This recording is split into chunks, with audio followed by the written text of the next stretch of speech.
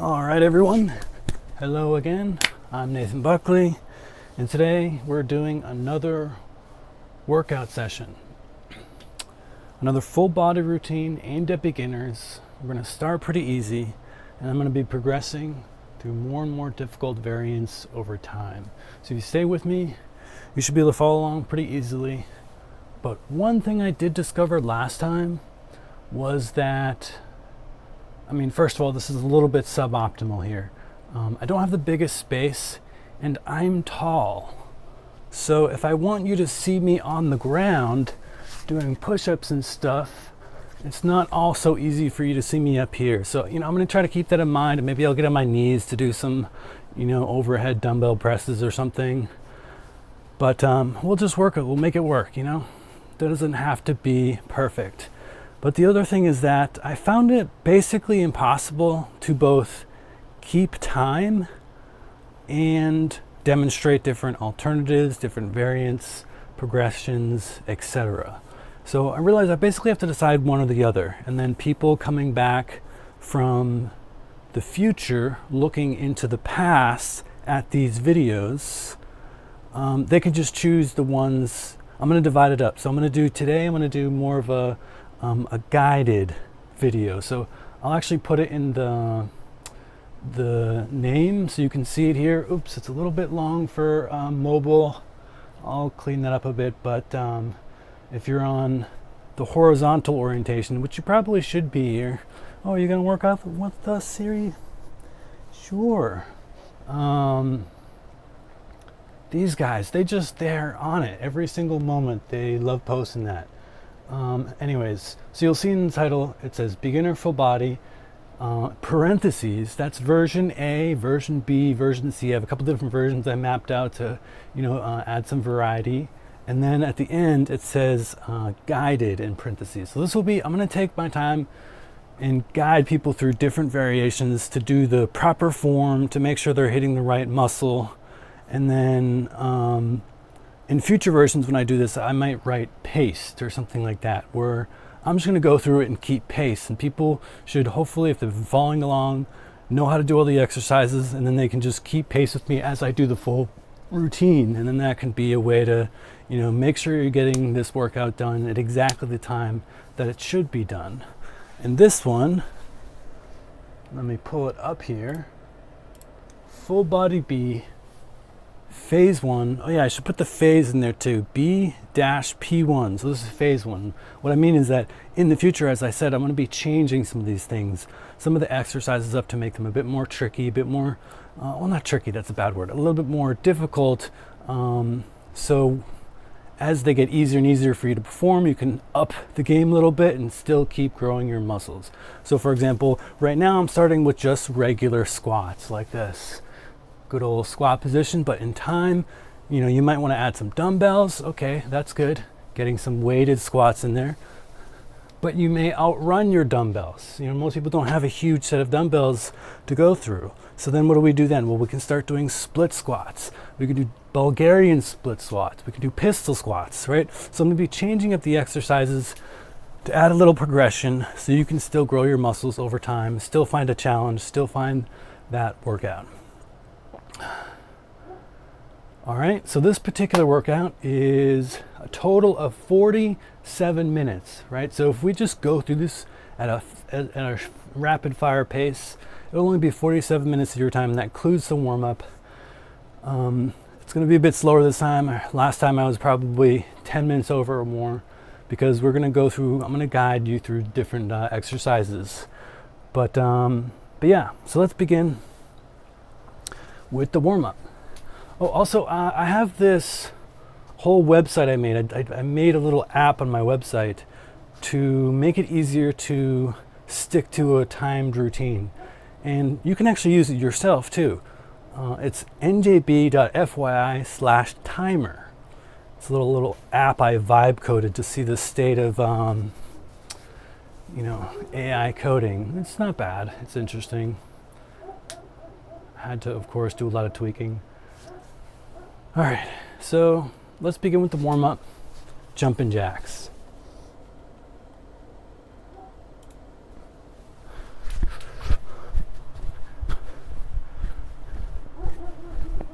And this is just to warm up our body, get the blood flowing.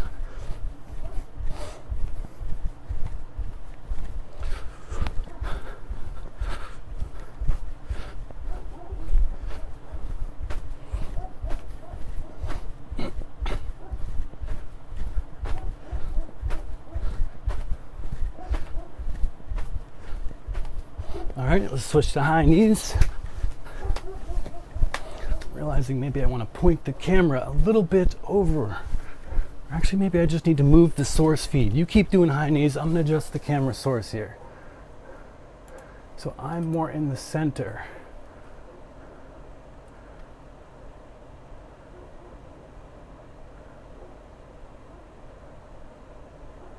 High knees for 4 more seconds. Keep going. And then we'll do neck circles. Let's see what that does. Gets me a little bit closer to the center over there without having to stand inside the weight rack. So again, if you feel a little crackling right here in your neck, don't worry about it too much. Avoid pain. Generally, that's a good idea. If your body is giving you a pain signal, that means no, stop doing it. But if you just feel a little pop in your neck, that's okay.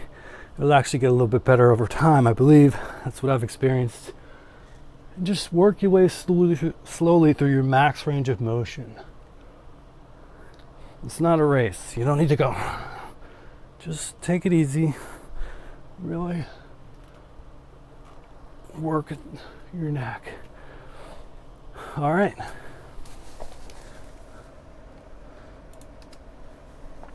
Next, we're going to do some arm circles. Start forward and small. Hey, baby. And then you can slowly get a little bit bigger, a little bit bigger, a little bit bigger. And backwards. You can start big, start small, and then just transition. Smaller and smaller, or bigger and bigger. Again, some people like to point their fingers down here. I think that was a P90X thing back in the day. All right.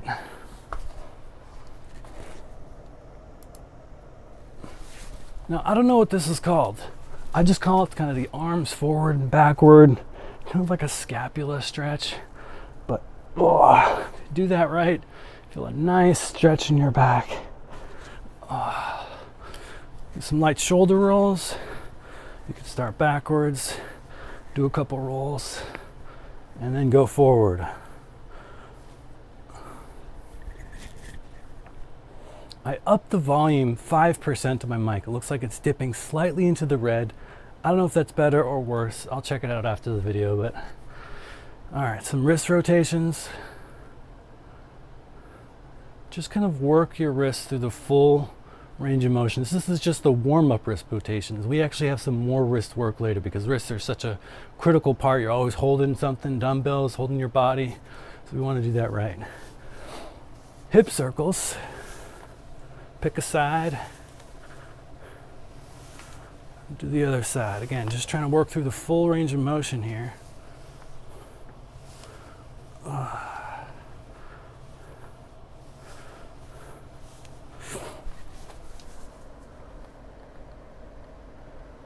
I saw an error. I'm going to pause for a moment, fix that error, or write down to fix that error.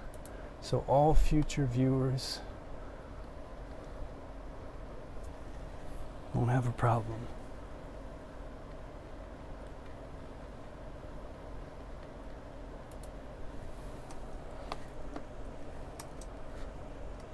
Full body B hip circles.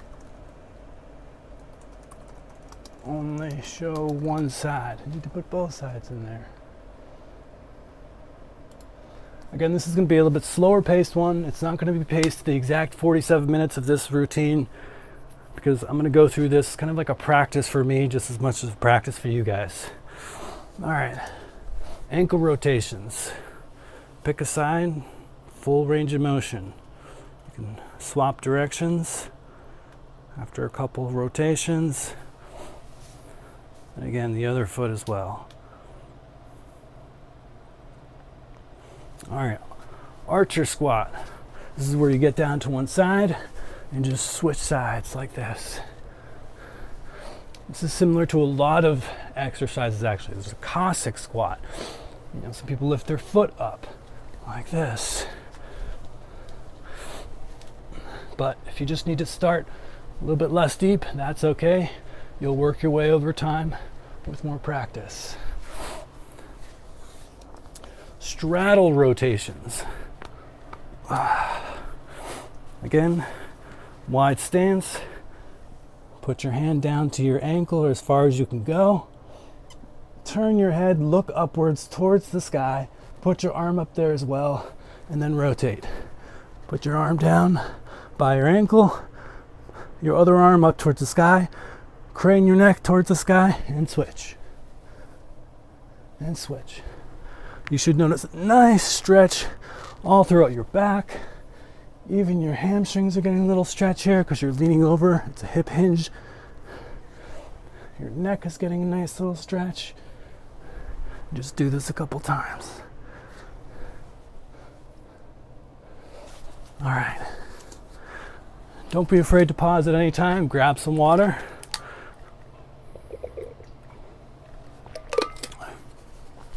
We're going to do some multi-angle wrist rocks.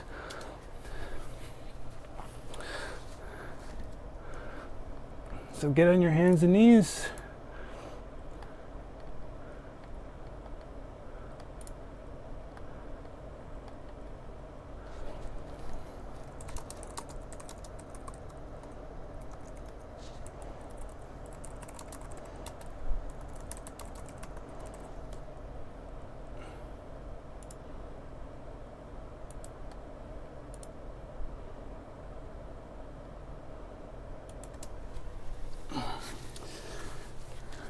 We're going to get on our hands and knees.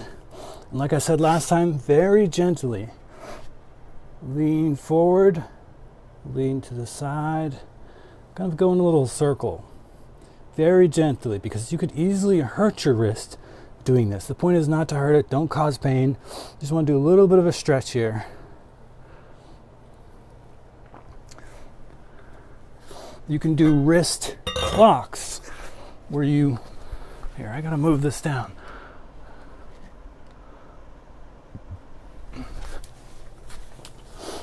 Right.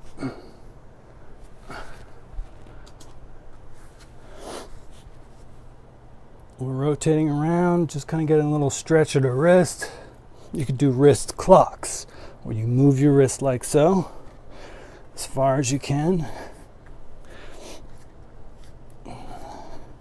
And you can even stop at any one of these points and do a little bit of movement around them. Just gently stretching the wrists. Another one I like to do is kind of a false grip to fist, where you go on the back of your hands, palms up, and you just close your fist and open it. Very gently. Again, be very careful. You don't want to lean too far with this one, but you can kind of like gently open up the wrists a little bit and stretch them. All right, next up, we have cat-cows. While we're already down here, what I want you to do is to extend your spine and flex your spine. So you're gonna arch backward as much as you can, including your neck, and feel that stretch. And then do the same in the opposite direction. Ooh. And then repeat.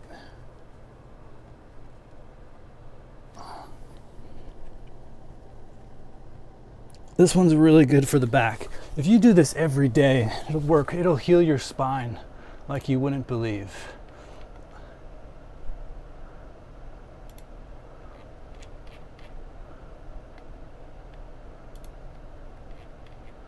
Keep seeing errors. I want to write them down.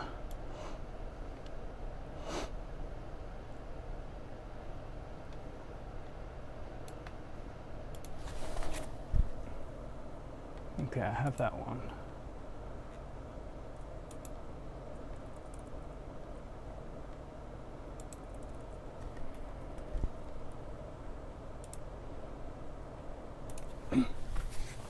All right, again, we're going to get into cat-cows and we're going to do some lateral flexion, right? We were doing extension before, which is arching backwards, flexion, and this is lateral movement of the spine.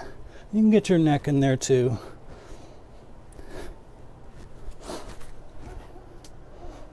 And now kind of round out our spine movements.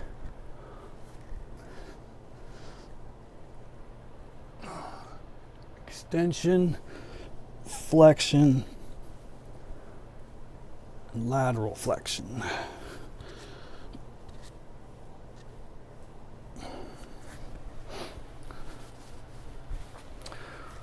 All right.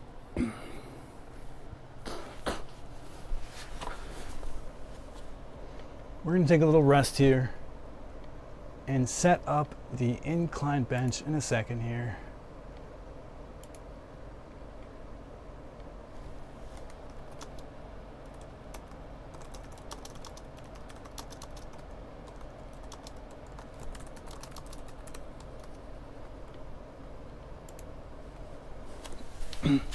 We're going to start with an incline dumbbell chest press.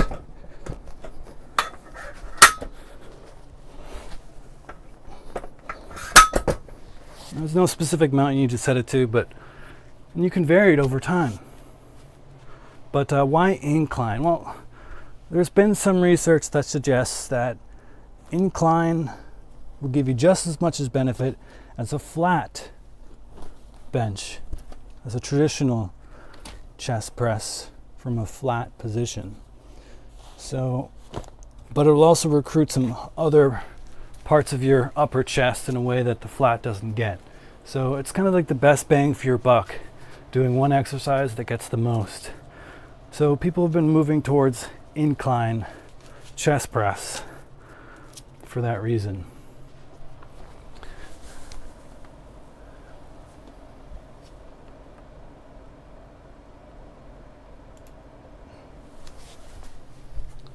So start light. If you haven't done this before, you might want to use one as a warm-up. Again, this is going to be a repeat exercise. Let's see. This is good. Kind of. You can barely see me.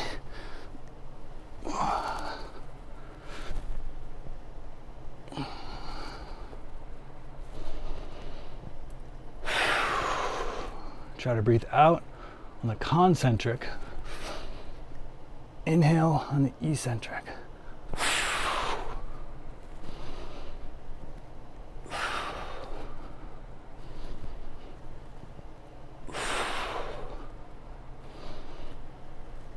Slow and controlled movements.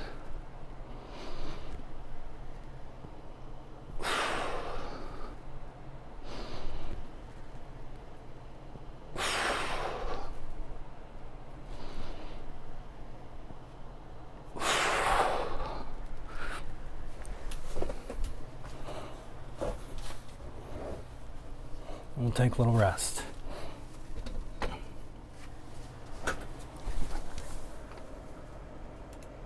Let me turn the volume up so I can hear these beeps.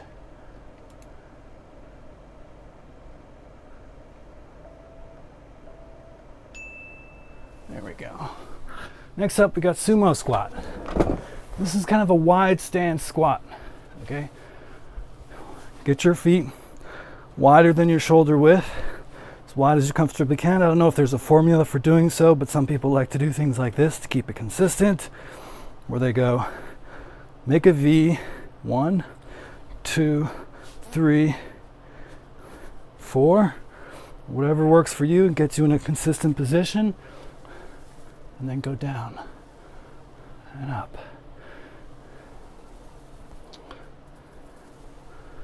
Now we'll start without weights for now, just getting used to the exercise. But over time we can take a dumbbell or a kettlebell in between us Add some weight.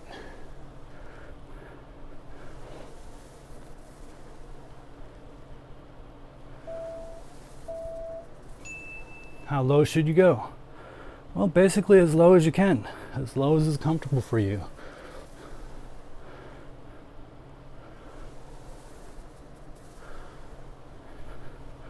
We'll take a little rest there. We're going to do some chin-ups.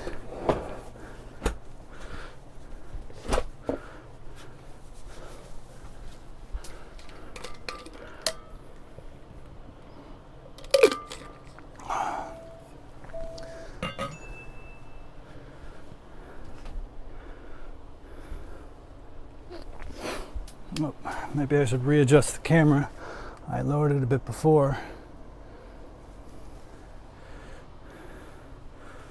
Someday, if I ever get my own cameraman, I'll be so grateful. All right. I kind of have a low bar here, so I have to either spread my legs or hold them up.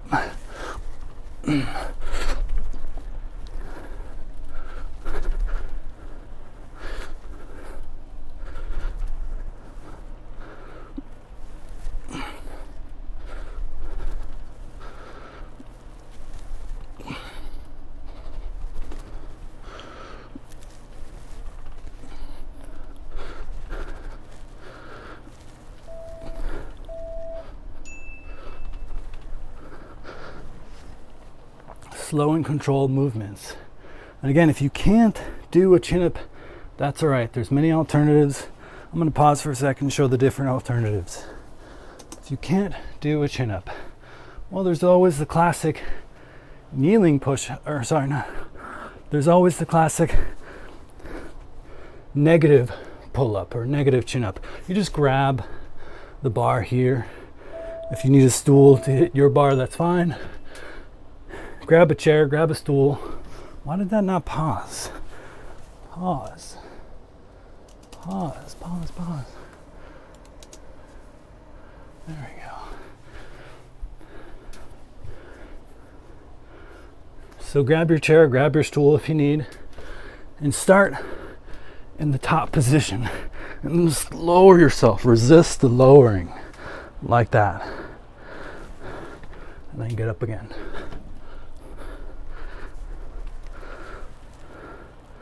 Resist the lowering. That's one way to do it. You can also do at an angle. So another good way to work on your pull-up strength is to do table rows, inverted table rows. So imagine you have like a table, right? Maybe I can set this up kind of like a table. You'll get under that table.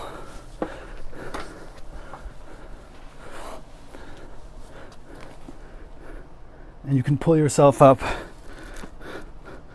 I don't know if I can do it here because of the way this thing is structured. Yeah, it's a little weird. But imagine this was a table, and then you can pull yourself up like that. I can do it with the rings. That's another easy way to do it. If you got calisthenics rings.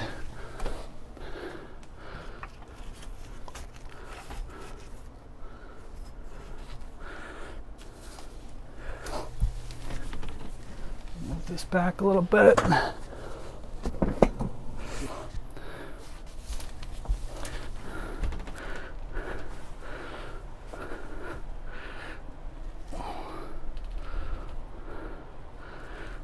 The more of an angle you're at, the easier it is. You want it to be harder? Put your feet up on a bench or on the wall. Much harder. Want to make it easier? Go at more of an angle. And this is one way you can start working yourself up towards that strength to be able to do a full pull-up. Or chin up.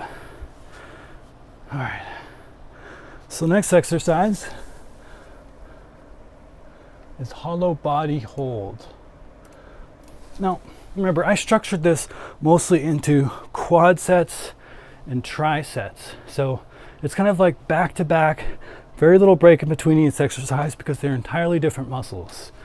So you might feel a little bit gas, and that's all right too. That's good for you.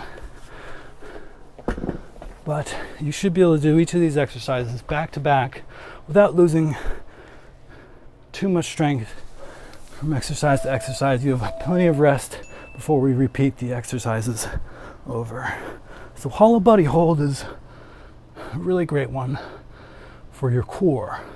You'll notice when you lie down, your spine will naturally arch a little bit. So we want to prevent that. We actually want to do at least one key thing, which is lift the legs until the spine gets mostly flat on the floor. And just find this like light range of raising and lowering your legs. Now the second thing you want to do is lift your arms up. So the hold is kind of just finding this position where you hold like this, and then you can raise and lower your legs as like a lying leg raise and lower, or you can just hold like this, the hollow body hold. Keep your head a little bit through your arms.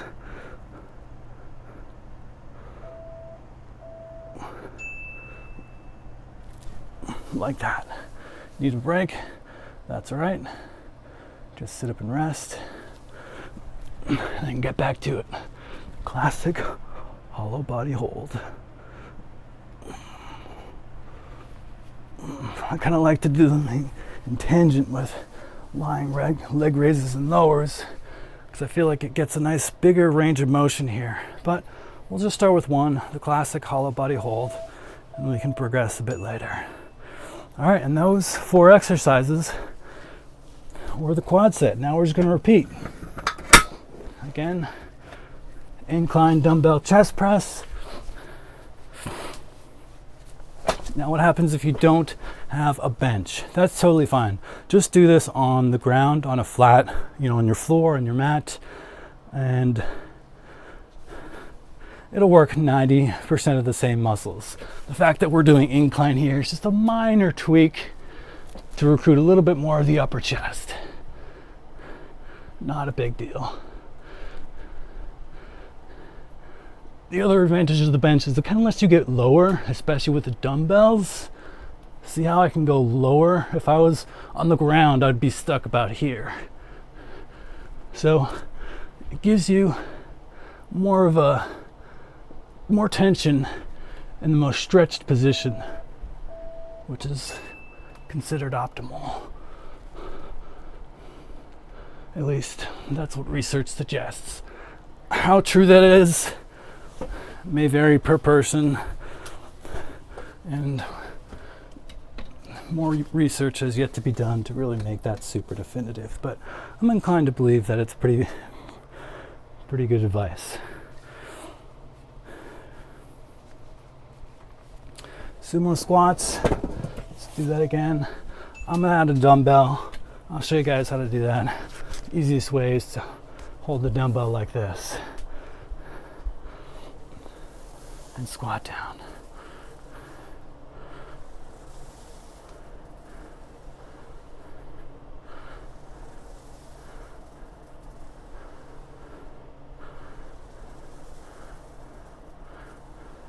You should be feeling this in your quads. Where are your quads? Right here. So if you're not feeling it there, adjust your form a little bit, but it'll attack all the muscles in the leg and your glutes a little bit. So do a bunch of reps, get a sense for where it's burning, and then I'll tell you if you're targeting the correct muscles. Whoa, that is dangerous. I gotta say, do not buy this particular rack. In fact, don't buy anything that you've seen here. Very bad quality stuff on Amazon that I want to get replaced as soon as possible. Jesus, that's so bad. I bought a rack and it has like the tiniest amount of metal to hold these dumbbells. So if you just position them slightly off, they so easily slip. It's terrible. Absolutely terrible. All right. Whew. Glad that didn't drop on my foot. Chin ups.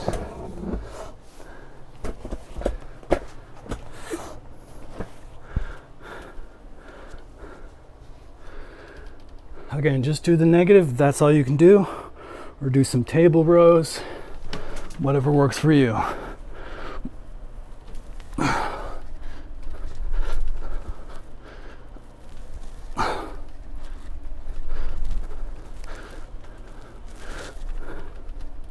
As much as you can, control the negative.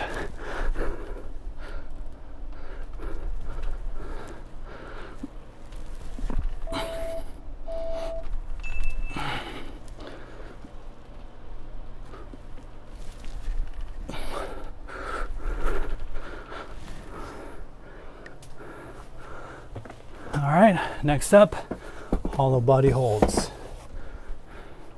Again, don't let that back arch. Hold up that neck in alignment with your arms.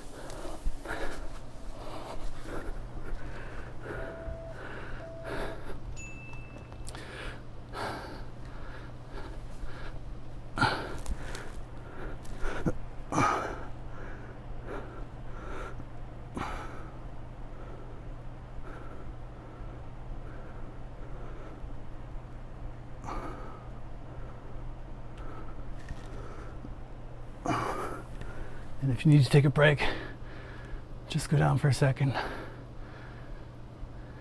collect yourself, and jump back in.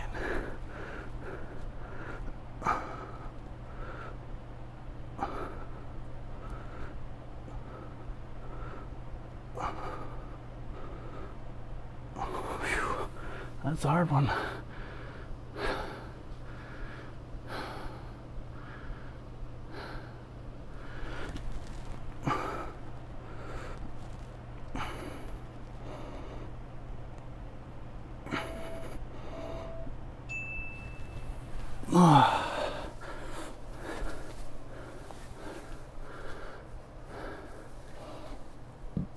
Excuse me. All right, we're going to take a bit of a rest here, move on to the second quad set. And again, anything that you see that I have here, well, I guess particularly this bench and this rack, do not buy. I really think that would be a very bad idea. I mean, this bench, for starters, look, it's not even flat. This is considered the flat position. And this is angled and this is angled. So bad. But also, the fabric, I can tell that in a couple years, this crappy plastic top is gonna start flaking. So why did I get it? Well, I'm kind of in a weird temporary living situation. Normally I try to get nice quality things that'll last a while, but I'm in this situation where I may not be here for a while and I don't want to have all these like really big heavy things to lug around. So I got something that just works for now, you know. It's better than nothing and it didn't break the bank. But so unless you're in that exact same situation, I would spring for a slightly nicer bench. Same with this rack, again, same concept. Went cheap because I don't want to invest in a lot of stuff, but I wanted to get fit, I want to be healthy. But wow, this thing is borderline dangerous. All right, next exercise. This is going to be the forward lean static lunge. Now you're going to feel these in your legs as well, but the point is to forward lean to feel mostly in your glutes. So it's a static lunge in that we're going to be staying in the same position and we're going to be going down like this.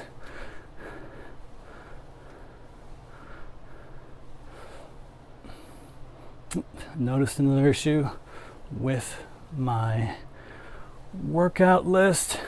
I'm going to change that real quick. 20 more seconds on that exercise. But Forward lean static lunge needs both sides, exclamation mark. Right, because you're doing one side at a time. So your shin, your front leg stays mostly vertical. You're going to bend forward a little bit, but mostly vertical, like so. And you'll feel that killer workout in your legs. And by leaning forward a little bit, theoretically you're accentuating your glute work. And you could switch to the other side. I'm just going to restart the last one. And do a forward lean static lunge on your other leg. And down. Now once you're good, you're used to the form, it feels good to you, feel like you're warmed up, the next round we might add a little bit of weight. But for now, I really just want you to focus on the form and make sure you have that down.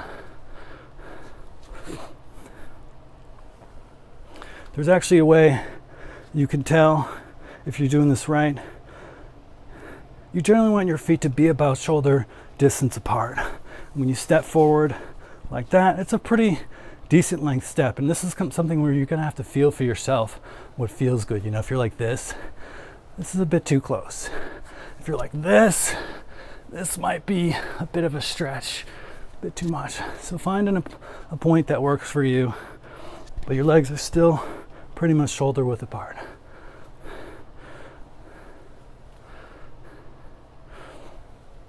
Like that.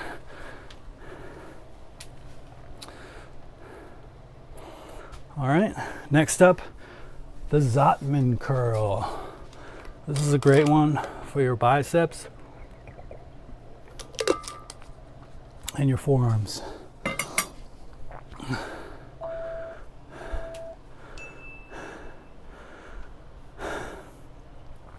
So if I remember correctly, the Zotman curl is basically a hammer up,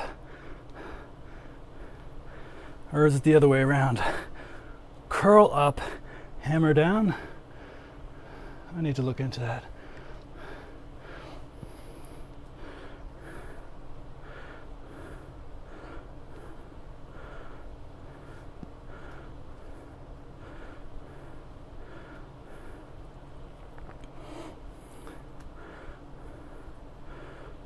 Yeah, I believe it's palms up on the way up, hammer down. But let's look that up real quick. I always get confused because I actually like to do inverse Zotman curls.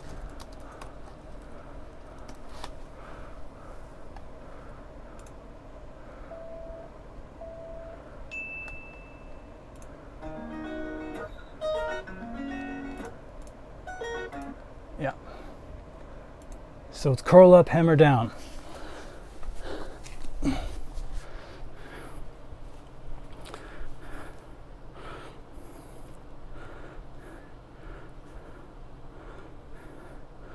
Slow and controlled. Now, if you want to explode in the positive, you can go ahead and do that. I'll talk more about that on Monday. Whoa.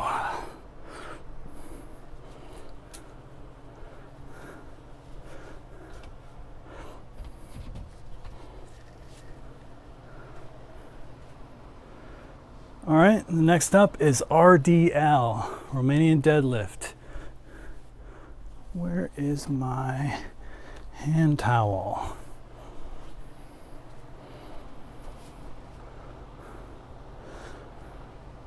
Oh, it's over here.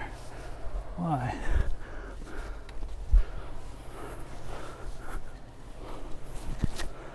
So, the RDL is a classic.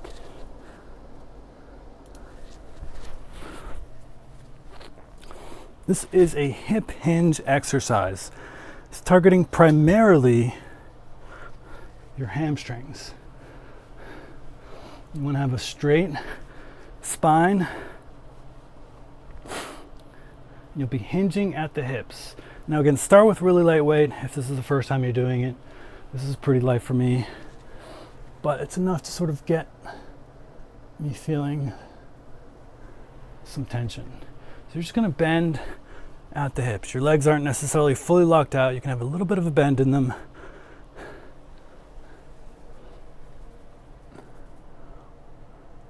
And then pull back. What you should notice is your hamstrings working. It's almost like you're using your butt to push a drawer closed, or there's a string attached to it and you're trying to pull the drawer behind you open. So it's not about rounding your back like this. Keep your back straight.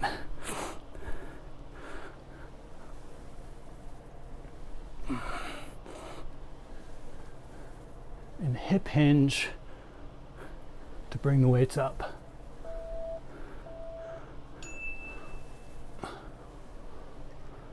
Like so.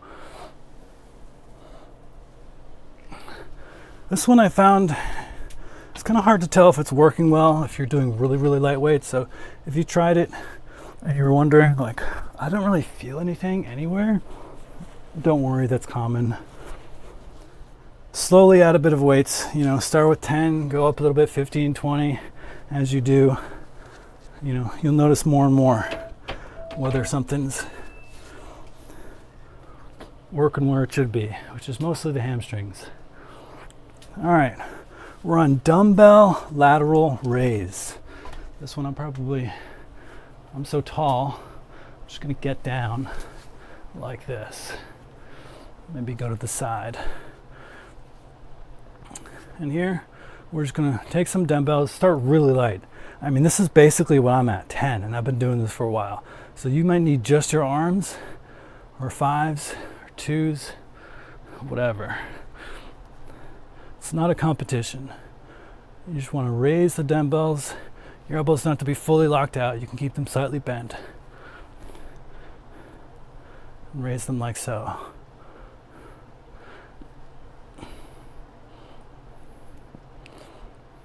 Now, I rarely actually do just the side raise like this. When I do dumbbell lateral raises, I usually go forward raises, I do back raises, I do a little bit of angles, because there's a whole host of muscles that you're trying to target here.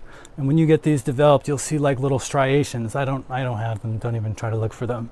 Oh, there's like a little bit of a line. So you want to target all those, you really need to do a full range. I mean, there's around the world, there's a lot of exercises that do this. But the one tricky thing about dumbbell lateral raises, I will say, is that it's really hard to not also recruit other muscles, in particular the traps. You know, that's not a bad thing. I want a little bit of traps, you know. But predominantly, you want to be recruiting your deltoids.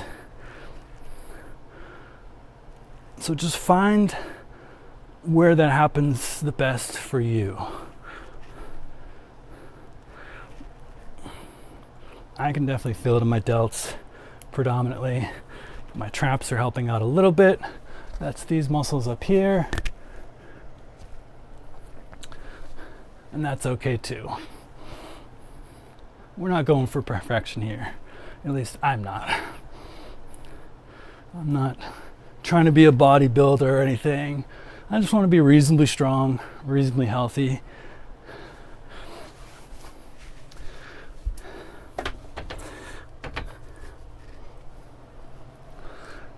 All right, that was this quad set. So we're just going to repeat all those exercises once more, starting with the forward lean static lunge. I'm going to do some weight this time, a little bit of weight. See how that feels.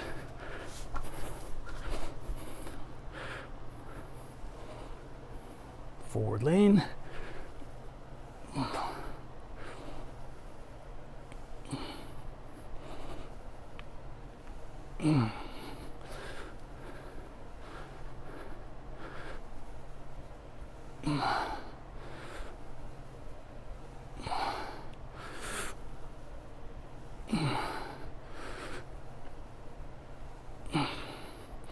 Definitely feeling it in my glutes, but also quite a bit of my legs. Wow, that's a lot. I'm going to take a little pause here. And actually, even just holding them, I'm feeling it because of that lateral raise kind of tiring my traps and delts. All right. And then, like I said, I had an issue. Forgot to do the second side.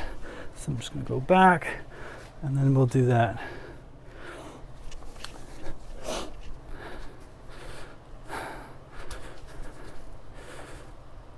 Forward lean a little bit and down.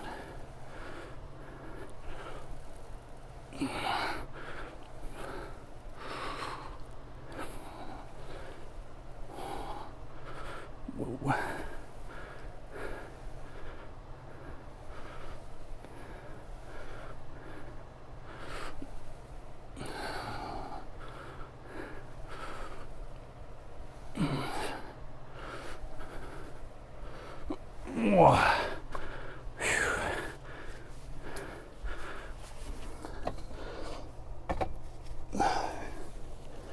I need to drink water.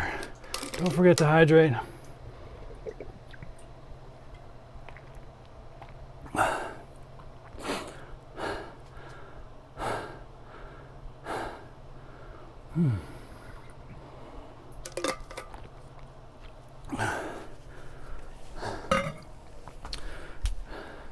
We got the Zotman curl. This one's a brand new one. I just added it to my routine. Originally I had some static arm curls, but I was looking at ones, I was like, I want a little bit more forearm involvement. What about hammer curls? And I stumbled on the Zotman curl a week or two ago, and I really like them. Great exercise. Oh, cat hair everywhere. That's my life. All right. So again, it's going to be kind of a traditional palms up curl on the way up, rotate, hammer down.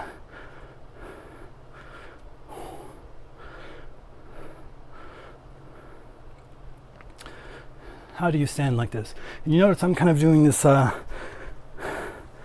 foot forward stance. You can do that. You can also just stand like this. Not a big deal. Maybe it's easier. I guess I'm just kind of used to that stance with Taekwondo and other activities I used to do as a kid.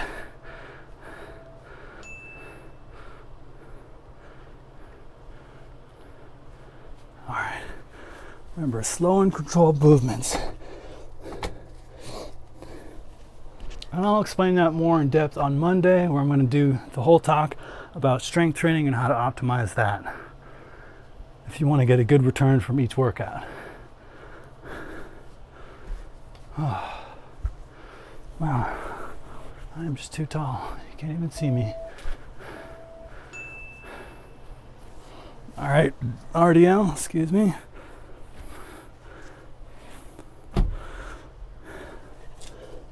Hey, cutie.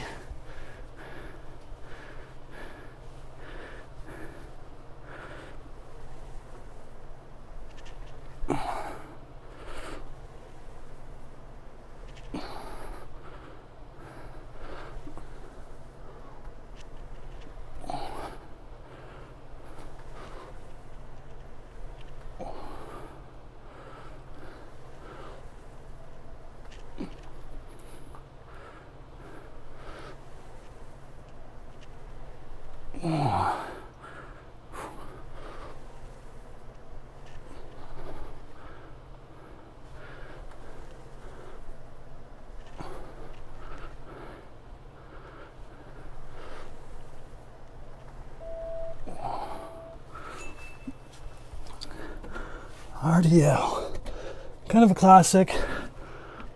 Actually not one of my favorite exercises, to be honest, but it's one of the few you can do at home without equipment to really get the hamstrings. You know, does a little bit of spinal erectors as well. So it's a good exercise, but if you're really looking to grow your hamstrings, it's hard to beat a leg curl machine. right? Now you can do was it a Nordic curl? But those are hard. Those are really hard if you don't have well developed muscles. All right, we're gonna do dumbbell lateral raise. Again, don't need to do super heavy weights here.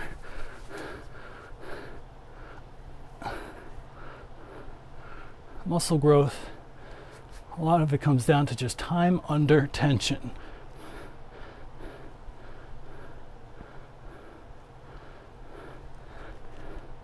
So yes, weight matters. That's part of the tension. But you can also just do slow and controlled reps to increase the time under tension.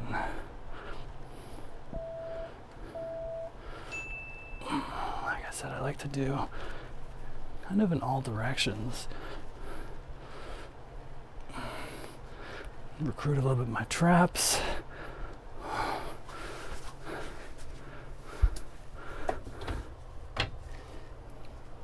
All right, now we're moving on to our next and last quad set. And then there'll be a little bit of a finisher after that.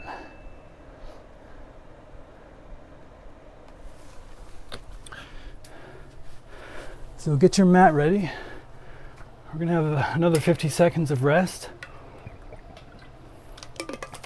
And then we're gonna do some diamond push-ups. And this is gonna be a little bit of chest and a lot of tricep work. This is gonna be our tricep exercise for this routine that we're doing today. Like I said, I tried to pick an exercise that targeted every single muscle group. Some got multiple, there's a little overlay with a lot of these, and that's okay too. But the overall goal is to get, with 2 workouts per week, anywhere between 2 to 6 exercises that targeted every muscle group in the body.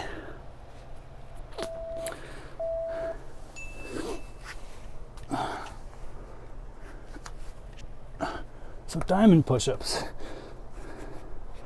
I want you to get your fingers and hands as close as you can to each other, touching, forming a little diamond.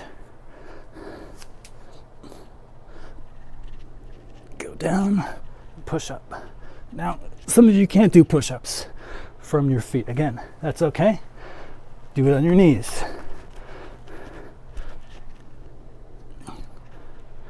If you can't put your hands too close, space them, back them out a little bit. They can be a couple inches apart if that's easier for you. Over time, I want you to move those hands closer, to get closer together until your 2 index fingers can touch and your 2 thumbs can touch.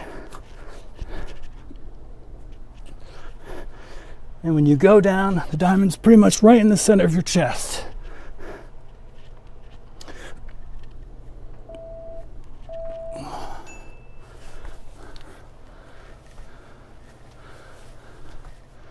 All right. Now this is another good exercise that works the traps, the upper back. It's called the seated W raise. Now you can do the seated. I actually prefer to do it standing, but take some dumbbells like this. I'll go on my knees so it's easier to see. You can lean forward a little bit.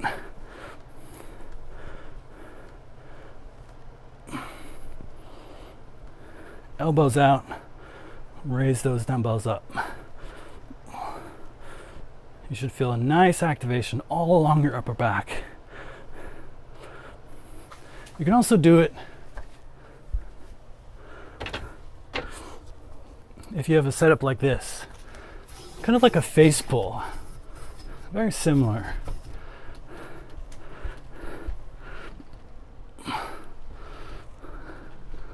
See what I'm doing? Barely. I'm too tall, as usual.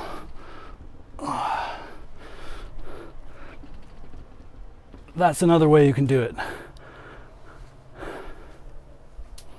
But find the variation that works for you, whether you want to sit down or otherwise.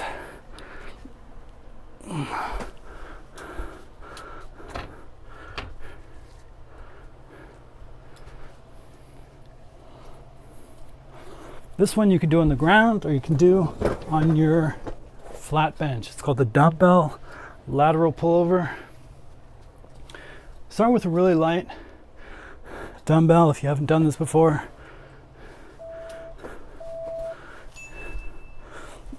Lie on the ground, lie on your bench. And you want to pull the dumbbell from behind you, above your head, like so, upwards. Keeping your arm mostly straight. Like not maybe locked out straight, but you're not really bending your arms here.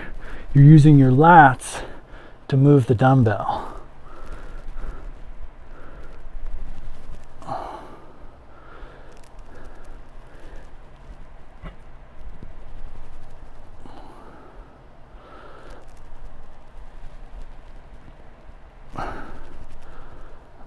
Well, I even feel it with this weight.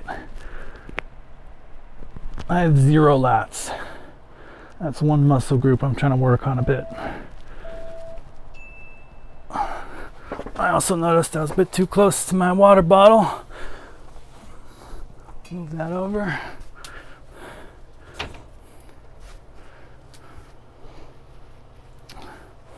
All right. And we're doing sissy squats. Another leg exercise, predominantly quads here. Now you can do this with just a regular pull. You can have a little pull, or I like to just do it right here with these rings. But the general idea is that your feet are kind of like shoulder width apart, and you're going to bend down and use your body weight, resist your body weight, right? You're pretty heavy. We all got some weight up here, and we're just resisting our body weight as we go down. And we can use a pole or something just to like kind of allow us to not fall over, but you're going to lean back ever so slightly.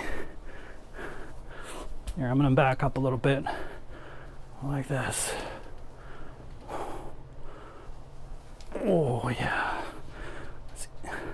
Once you get it right, it's really easy to feel a burn with the sissy squat. Oh.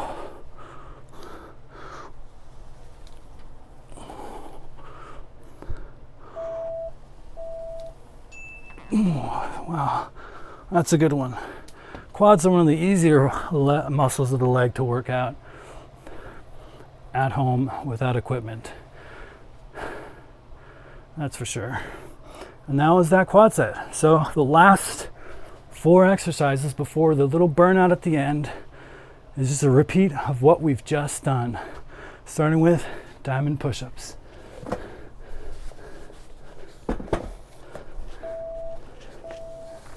So again, get down, form that diamond with your hands, put your feet together, slowly down, go back up.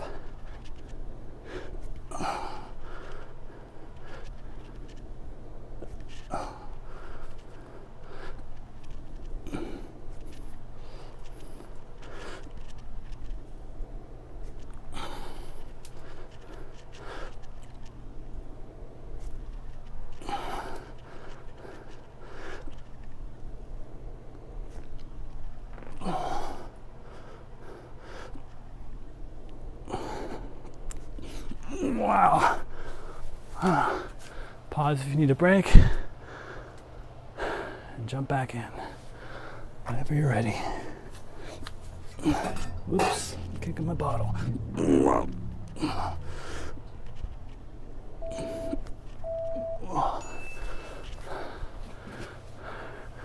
All right, seated W raise.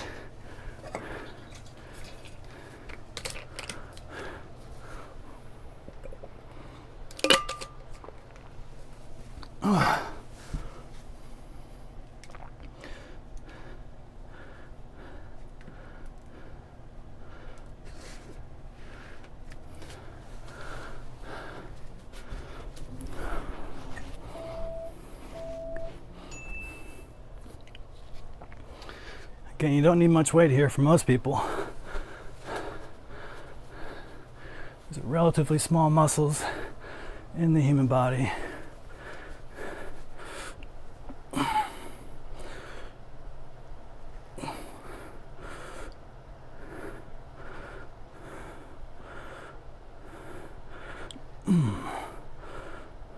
Already feeling the burn.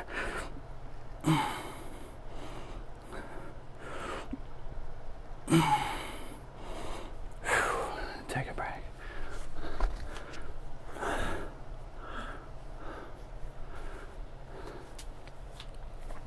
Now you might be wondering, how intense do my workouts need to be for me to gain muscle? Well, I'll be talking about that in detail on Monday. But the gist of it is this. In the beginning, as a beginner lifter, you have what's known as newbie gains. It's actually really easy to gain muscle as a beginner. You can be pretty poor and sloppy with your form, not really putting a lot of effort in, and you'll see some pretty good gains. In fact, I would argue you'll see most of your gains. Well, I mean, that is the gist of newbie gains. But the question is, where do you start tapering off if you're, kind of past this like first year period of working out? Where do you start tapering off if your form is really bad? Well, I think it depends on every person's body. Everyone is unique.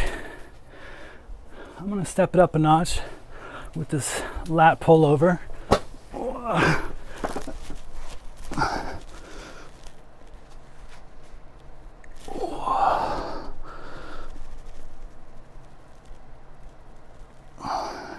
Get that nice stretch in your lats. That's the most important part. You might even do lengthened partials and just go up part way.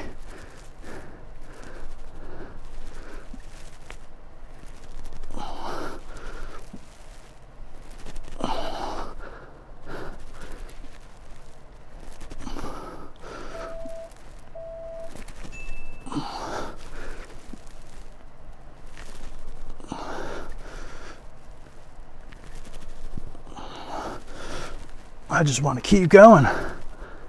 I could do this all day. No, I can't. But I can do it a few more reps. Ain't gonna hurt. All right. Sissy squat.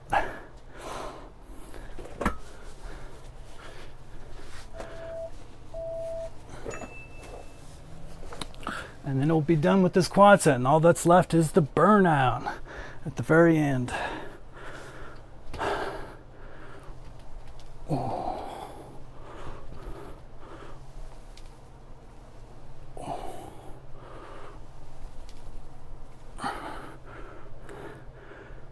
Think about how much you're holding on to whatever you're holding on to. The more you rely on that, the less you're giving to your muscles to work. So, very light hold. Just kind of keep your balance. Maybe even just use one. Ooh. Whoa.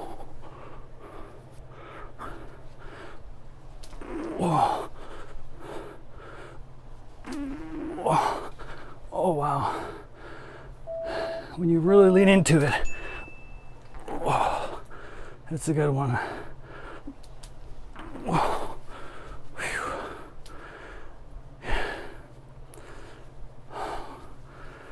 I want to see something. Oh. Yeah. I was just trying to see if me having one versus two or which side was making a difference. It does actually make a little bit of a difference. I feel like in the future I'm going to continue doing both hands to keep it balanced.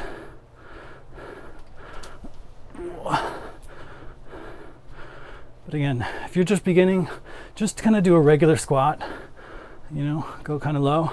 But as you get better and better, you can lean a bit more back, raise those heels up,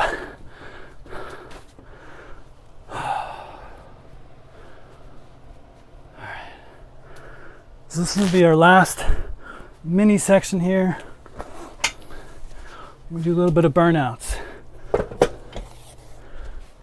First exercise is going to be a side plank dip. Now typically when we do sides, one side left, right side, left side, you pick the side that's your weaker side first, and then you do your stronger side. Now for me, I have no idea which side is weaker for me on this, so I'm just going to pick my left side.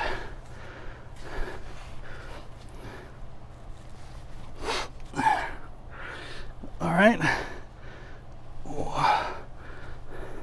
I gotta check with Teresa if this is the right way to do it. She's the one who told me to put these in here for obliques.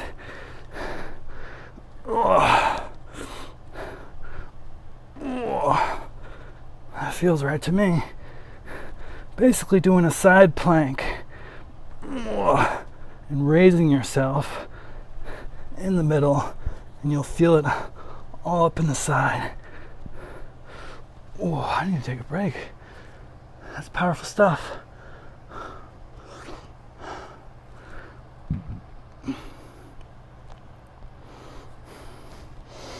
My cat's staring at me like, what are you doing?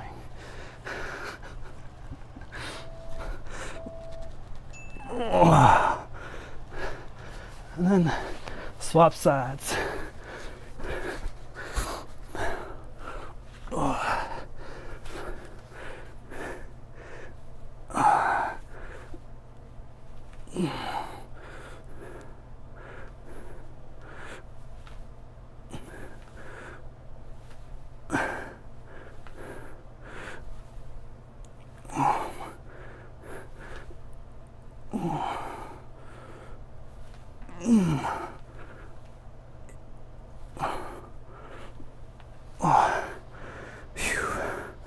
And take a break if you need.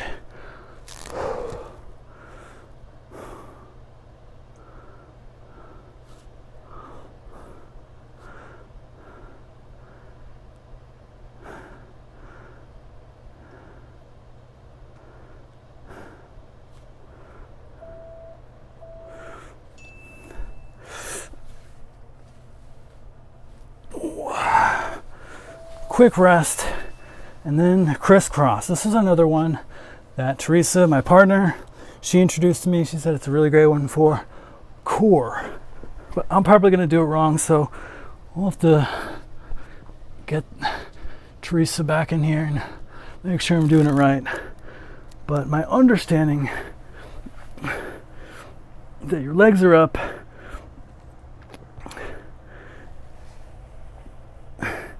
and you do something like this. Oh.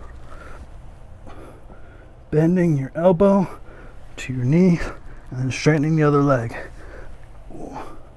And leaning up, leaning up, leaning up, pointing those toes.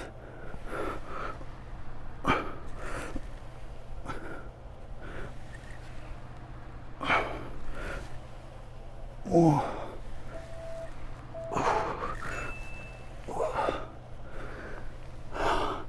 And that's it. There you have it. You know, one thing that Teresa's gonna be really good at is making sure you get the mind-muscle connection. She's a Pilates instructor, and she's actually wrapping up the last of her final comprehensive training. And there's a couple of tips that she's told me I want to relay to you. And one of them is your abs, right? When you're doing exercises, take a moment to cough. And you'll feel your abs tighten up, right? That's kind of like what you want to feel. If you're doing ab exercises and you can cough and get your abs even tighter, that's how you should be engaging your abs. So that was a good little trick she taught me. I'm probably butchering the explanation, but that's the general gist of it. There's a lot of mind-muscle connection to working out that I think is really important. But like I said, as a beginner, you can kind of just do anything and you'll still be gaining muscle for a long time. It's not really until you get to the later stages where when you're really trying to max out your maximum muscle growth for your body, that you really have to start upping the intensity, perfecting the form, etc. But anyways, I feel complete with that. That was a pretty good workout. Hope my explanations are okay. Next week, I'm going to try to do the same exercises, the same full body routines A and B, but I'm going to try to do them paced. That is, I'm just going to go through them as they are, as they're listed. I'm not going to spend a huge amount of time trying to explain all the different variations, but I will, on Monday, give you a document of all the different progressions and variations for a huge range of exercises, a lot of which we'll be touching upon in this workout series. So for example, push-ups, all the different push-up variants, from your knees to regular push-ups to wide push-ups to archer push-ups to one-arm push-ups, etc. And the same for all different exercises. So I'll get that to you Monday. Come by if you really want to learn more about the intricacies of strength training and being healthy on a physical level. Next up, we have mindfulness meditation. I'm going to take a quick break. I think I want to rinse off real quick before I do that. So I'll be back in about 5 minutes, maybe 10. Stick around, my one viewer, who is probably that spammer dude. But you're welcome to watch too, spammer dude. I hope you're working out, having a good time. I am. All right, I'll be back in a bit.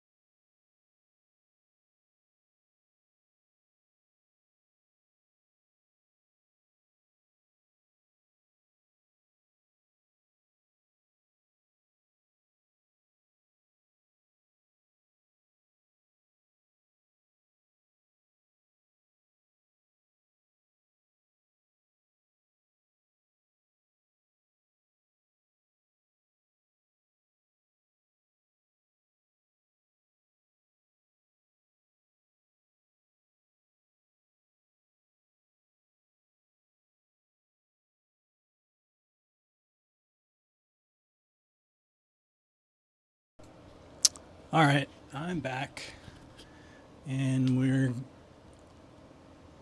just about ready here. I need to make sure I have some water and cat food nearby because I know they're gonna want to be fed.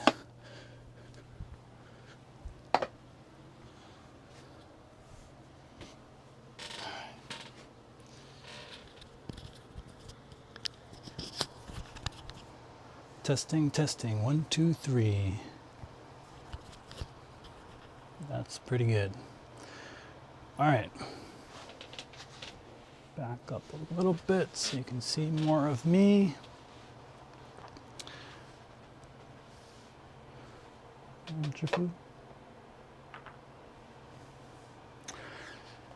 So, mindfulness, mindfulness, mindfulness. Some of you may have noticed, probably one person at this point, because there's just not a lot of viewers. That's okay. But you'll notice that I do mindfulness every single day, right? The other things I'll do at most twice. 2 strength training, 2 mobilities, 2 connection, 1 perspective, and mindfulness, mindfulness, mindfulness, mindfulness, mindfulness. Why is that? Well, because mindfulness is critical to well-being, right? I care about living well, and I want to share all the tips that I can, everything I know to you guys about how to live well, how to be happy, how to reduce your stress, how to make better decisions, build good habits, and live a life without regret. And really at the core of that is mindfulness. Now, it's not to say that mindfulness is the only technique that one needs, or even the best technique. It's just the best that we know of today, at least that I know of today, to give so many benefits towards this broad notion of living well. And I describe a lot of these benefits in the post in my blog. Again, I encourage you to check that out if you haven't. That's njb.fyi/blog.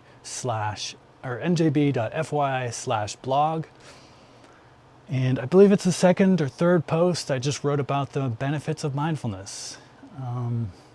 And of course, there's a lot of tips there too that I add that I think that are really helpful for beginners. I know that it would have been really helpful for me as a beginner. And I list all these different benefits you'll get from it. Because that's what I was kind of initially drawn to it for. Like, why does one do anything in life? Well, we do it because we think it'll benefit us in some way. Or, maybe just be fun or something like that. But there's generally some perceived gain, right? So I list a lot of the gains. And just the gains that I know of, by the way. I'm just relatively a beginner. There are many, many miles to go on my own path. But there are so many. And so that's why I place mindfulness as something I do every single day for an hour, because it is of utmost importance. It is central to everything. In fact, if you did nothing else but mindfulness, you could find a life of happiness, of peace, and of joy, even if you neglected everything else. Now, I'm not encouraging you to do that. I think you should, look after your body, exercise, eat well, etc. But even if you're unhealthy, even if you're suffering, even if you have debilitating diseases, if you're being tortured, if you practice mindfulness enough, you can basically eliminate the suffering from those things, which is really powerful. There's actually a famous example of this that I can think of off the top of my head. There was a Buddhist monk, I believe, somewhere in Southeast Asia, and he was protesting, I think it was Vietnam, he was protesting the government's treatment of Buddhists at the time. It was like 1963, rings a bell. And what he did is this Buddhist monk, and he had someone pour gasoline or some flammable liquid all over him, and he lit himself on fire. And this was just, of course, everybody took pictures. There's famous pictures you can look up, like just Google Buddhist monk on fire, 1963. But the reports of what happened, I think, are most even more interesting in that it's reported that he did not twitch a muscle or make a single sound during this entire time, right? Like normally you and I, we get light on fire, we're like, we're going nuts, I'm stopped, dropping and rolling, all these things. They'll be incredibly painful. This guy did not even twitch a muscle or utter a single sound. That's crazy. And how could he do that? Well, through his practice of mindfulness. Mindfulness is incredibly powerful for a number of reasons, which I get to in my post. But, you want more food, or the best of the best food. It's incredibly powerful because it has these two particular things that it can do for you. One, it can allow you to experience things in a whole new way. I'm going to get to this quote that what? You want treats? You want the best of the best? Only the best food, only the most delicious wet food. So it can allow you to experience life in a whole new way, in a deeper way, in a more, everything can seem a lot more like magnificent and just interesting and like awe-inspiring. It can kind of give you a whole new way of looking at the world. But it can also make things like pain and suffering and these things like that be vastly diminished. You can train your mind to look at those things like, oh my God, you are really insistent today. You can train your mind to look to experience intense suffering like it was a paper cut. Actually, paper cuts can kind of be painful, so maybe that was a bad analogy. But like, the minorest of minor wounds. It's incredibly powerful. So that's, almost certainly what this Buddhist monk had done. He'd been meditating for years and years and years, and he just reached this level where he could set himself on fire and just sit there completely at peace. Wow, that's powerful stuff. But what I wanted to do today, before we get started, was just say a quote that I had brought up a couple days ago. I mentioned one about a blade of grass when I was talking about this other quote where some guy was like, I think it was Thich Nhat Hanh, he said, meditation is a serene encounter with the world. And I brought up another quote. Well, I have that quote now, and I want to just briefly talk about that while I pet my kitty. Unfortunately, I need my mouse to scroll down to the quote.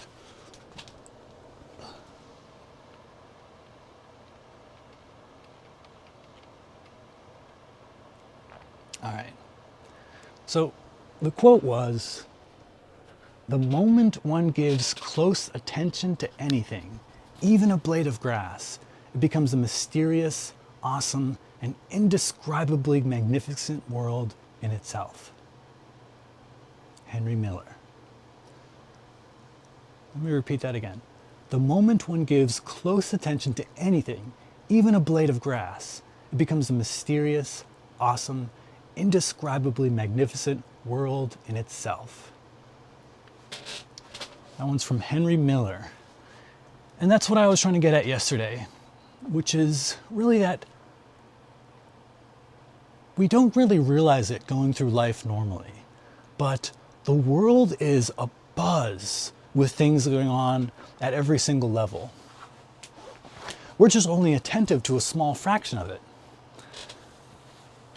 So the example I gave the other day of, two people walking in the woods and one who knows all the bird calls. Well, bird calls are just one part of it, right? You don't need to be an ornithologist to be able to appreciate the calls of birds, right?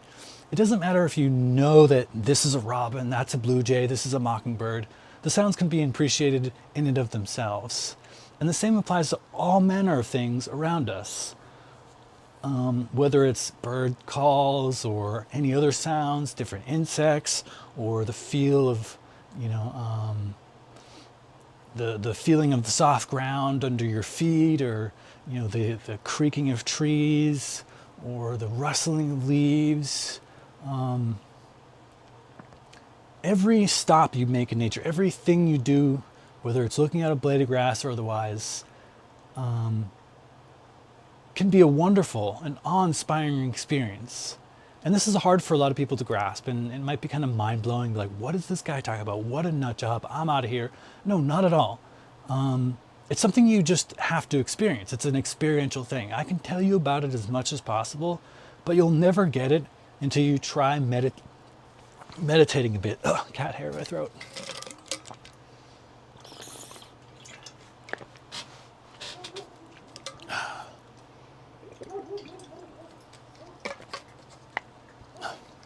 So once again, I can explain it,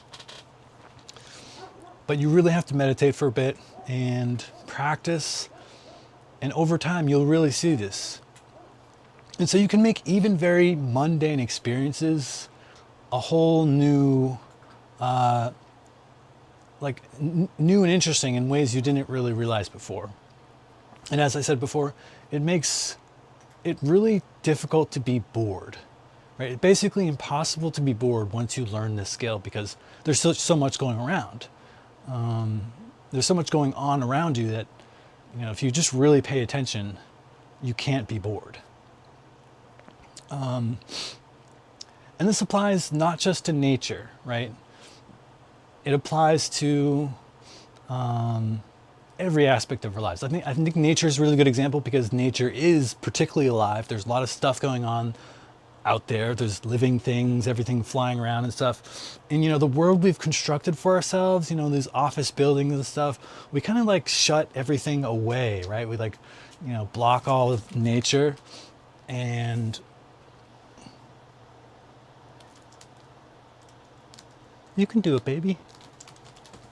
Good girl. We block out all of nature, and we kind of like put ourselves in these cubicles and boxes that maybe are a little bit less exciting than nature. But even there's a lot going on if you are open to it. And I challenge you to do that. So the next mundane thing you have to do, I challenge you to look at it in a new way. This is like really low, and I'm like looking up at myself. It's weird.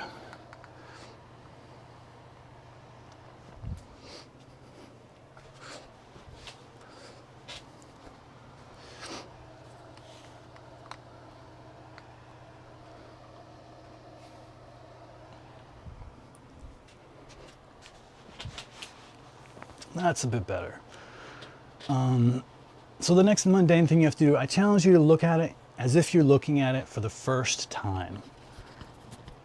Anything from like brushing your teeth to washing the dishes, folding laundry.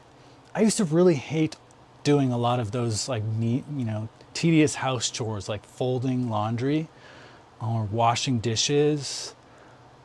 And now not at all. It doesn't bother me in the slightest. In fact, I just use them as extra moments of mindfulness, kind of like the trick I told you before, where any moment that I have to wait, I just use that as a moment where, wow, I can get a free moment of mindfulness in here. That's awesome. But it's not merely that I'm just like closing my eyes and meditating, and there's definitely no shutting off of things. It's experiencing things more deeply.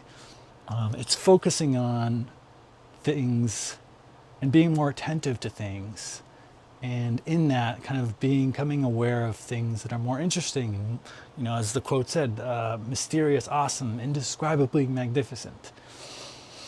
So I invite you to do that. You know, you're brushing your teeth, really feel where the brush goes over all your teeth, the texture of the bristles on your tongue, the taste and texture of the toothpaste, right? Like, it may sound mundane to you, but believe it or not, there's a whole world of rich experience behind every action. And if you are open to it, like I said, you will never be bored again. So with that said, I'm going to start another hour of meditation. It's 2:44, and so we're going to go to 3:44. And then if anybody's on, we can do some discussion.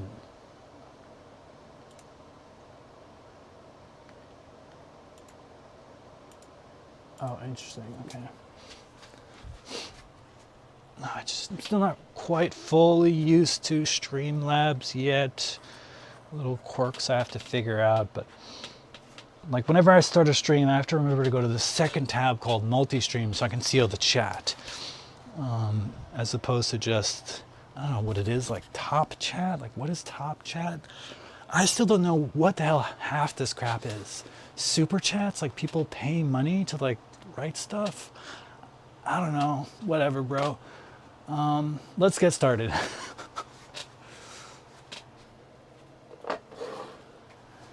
So, see you back in an hour.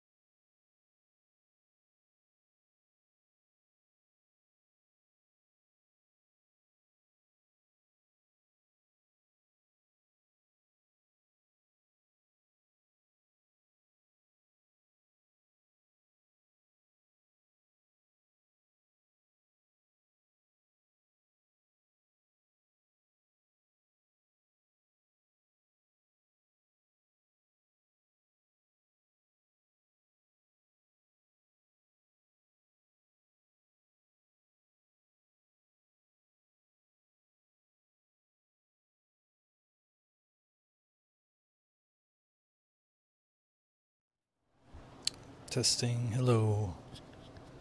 So we're a little bit short. I have about 15 minutes left in the meditation session, but my girlfriend just called. She wants me to pick her up. She doesn't have an umbrella, and she's going to be walking home from the station. So I'm going to go run out there and get her an umbrella so she can be dry. And so I'm going to end this a bit early. But as always, I'm here every single day doing another meditation session, so I'll be back on tomorrow.